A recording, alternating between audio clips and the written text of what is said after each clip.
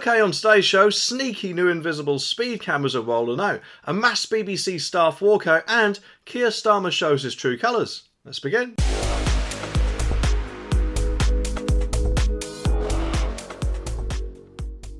The article says that Sir Keir Starmer has called for a closer relationship with the EU. Well, there's a surprise, eh? In a lukewarm response to Britain joining an Indo-Pacific trade pact, the UK accession to the Conservative and Progressive Agreement for Trans-Pacific Partnership, the CPTPP, was formally confirmed this morning, and it is the biggest trade deal since Brexit. But the Labour leader said, "Oh, the yield is very small." Britain is the first new member and the first European nation to join the bloc, comprising of Australia, Brunei, Canada, Chile, Japan, Malaysia, Mexico, New Zealand, Peru, Singapore, Vietnam and a partridge in a pear tree.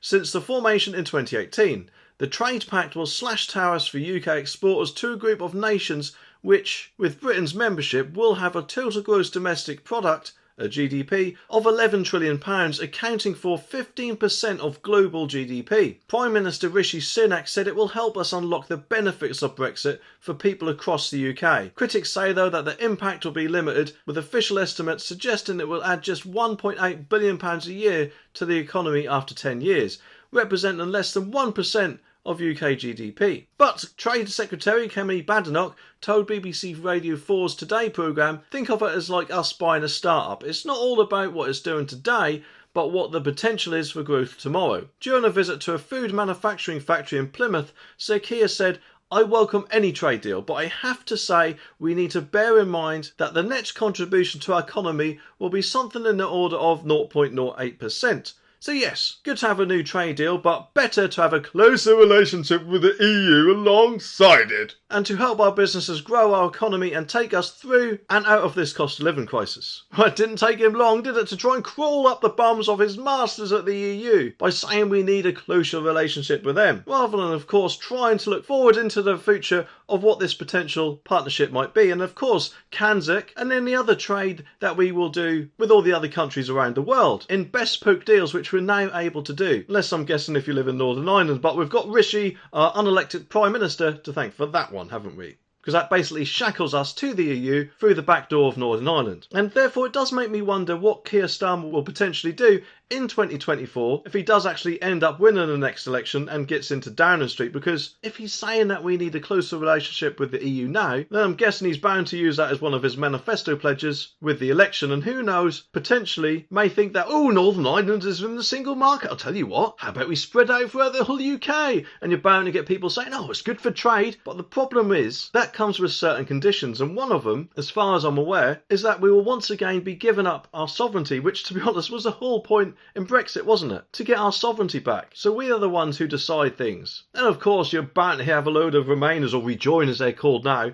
saying things like, oh, but we could have vetoed that law. But in truth, we only ever had the illusion of sovereignty, because the chance of us actually vetoing anything, if we were still a member, is probably smaller than an Oompa Loompa out of the Charlie and the Chocolate Factory. Because that would have caused a misalignment with what the EU is doing, and therefore would put their precious single market at potential risk in some way or another. I'm guessing anyway, because that's all that seems to come out of their mouths, it seems. But getting back to the deal, as far as I'm aware, it is actually just a trade deal and not actually political at all, which is, to be honest, how it should have always been with the EU. And thinking about it, I'm pretty sure that is the way the EU started off. Hopefully, of course, we've learnt from our time in the EU, and therefore the government might, just might, use its brain cell and decide that keeping it trade only might actually be a good idea after all. Either way, though, it just makes me wonder if Keir Starmer will probably now want to change the Labour Party colours from red to blue, and if so, maybe put a couple of stars on that for his potential star MPs in the House of Commons. Drivers are being warned about new invisible speed cameras, and they're called invisible ones because they're hidden inside vans painted grey, so they're actually really hard to spot, and they're being trialled before a planned nationwide rollout. The unmarked mobile traps are currently being deployed in Northamptonshire, so you better watch out there, but could soon be lying in wait across the UK. And they're basically rewrapped existing speed vans which are currently covered in matte grey paint rather than the typical bright orange and yellow marking seen on UK roads, because it is apparently not a legal requirement for a police car or local authorities to warn motorists about any cameras up ahead. Police say unmarked speed camera vans encourage consistently safe driving rather than the yo-yo effect when drivers slow down for cameras and then speed up. Gary Gidvo, hope I pronounced that right, founder of Road Angels, said, Introducing these undercover mobile speed camera vans is a positive step forward in reducing the number of speeding drivers on UK roads. For motorists that need a little bit of extra help keeping within the speed limit, there is technology available that provides drivers with key speed information and safety alerts. And it comes after a fuming resident revealed how he got his revenge on boy racers speeding through the neighbourhood after the local council failed to stop them. Paul Hooper, who is 57, from Swansea, said the reckless drivers thundered down his road so quickly the police couldn't catch them until he splashed out on a £3,000 speed camera. Well, of course, there is no excuse if you're deliberately going, say, about 10 or 15 miles an hour over the speed limit. Even if you're trying to get to the local pizza hut before it closes, I'm afraid that doesn't count. But there are situations where you can sometimes unintentionally go over the speed limit. Let's say, for example, if you're, looking out for some pullock who has just decided to step out in front of your car thanks to the new highway code rules brought out last year and basically allowing them to do it in slow-moving traffic. And whilst, of course, looking at him, you're then not looking at your speedo, and in that case you may have gone 1 or heaven forbid, 2 or 3 miles an hour over the speed limit. But they're not thinking about this, are they? Because the main reasons why the speed cameras work so well is because drivers out there know that they're speed cameras and therefore slow down.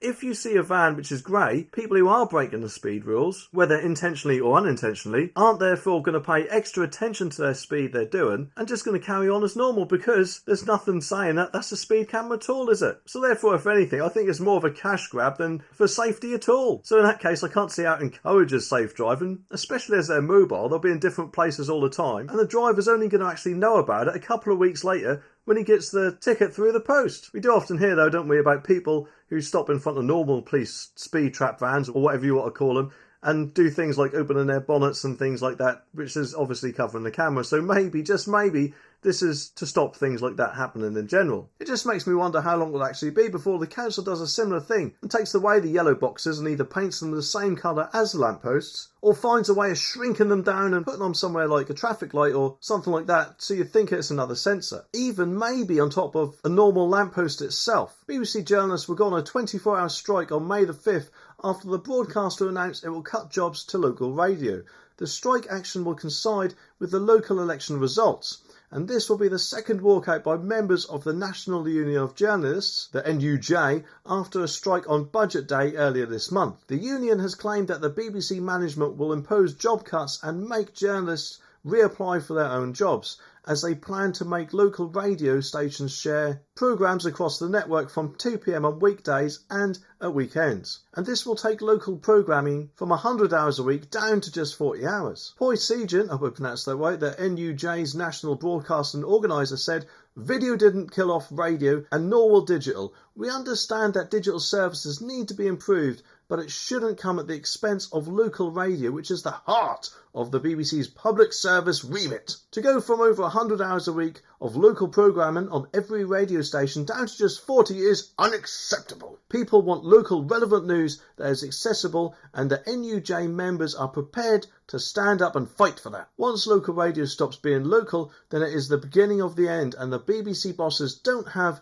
the right to destroy an institution that has existed for over 50 years. A BBC spokesperson said, "We are disappointed that the industrial action is taking place. We have a plan to modernise local services across England, including more news journalists and a stronger local online service, which will see no overall reduction in staffing levels or local funding. Our goal is a local service across TV, radio and online that delivers even greater value to communities." Well, to be honest, I doubt the BBC was expecting that. But let's face it, all the other radio stations out there, well, I'm pretty sure all of them anyway, do not get the amount of funding that the BBC gives their radio divisional arm, or whatever you want to call it, at all, do they? And quite a lot of them do local radio. I mean, take Heart, for example, with Amanda Holden and Jeremy Fixton in the morning, which is obviously their main radio, but when it comes time for the news, it goes to local radio stations, and they seem to manage that quite well, in my opinion. I certainly haven't had a problem with it when I've been driving to wherever I'm going to, so I can't see why the BBC wouldn't do a similar thing. But the difference is, Heart has adverts, doesn't it, and loads of competitions which people can ring in and do if they fancy wasting a load of money, because let's face it, the chance of actually winning one of those prizes is pretty slim, especially considering the amount of people that call in my opinion. But obviously nowadays we do not, thankfully, have a radio licence that we have to pay for, do we? Just unfortunately, at the current time of recording, a TV licence, which obviously is going to go on for a few more years yet, admittedly. So I don't know why I said the time of recording, I just did. But either way, I'm sure the radio does get a little bit of that money, doesn't it? Rather than having to rely on ads or competitions or anything. So therefore, the BBC may still apparently need to cut back to make sure it's okay. But I'll tell you what, BBC, how about you cut back on some other things instead? Like maybe Tim Davies' wages. Or Gary Lineker's wages, or some pointless bias programmes instead. And that way you could still, if you wanted to, do the local news online or whatever. But the good news is, I think the BBC is now starting to realise that the TV licence is on its way out, and is probably starting off with something that quite a lot of the public, compared to TV anyway, don't really use that much. So maybe it's just using this as a sort of testing ground. Let's face it, if their strike hasn't worried or angered the BBC enough, then of course we can always rely on Jeremy Clarkson to help us out, can't we? Especially with what he's done in this video, which has apparently offended them. Oh dear, eh? Anyway, subscribe for more and I'll see you in the next one.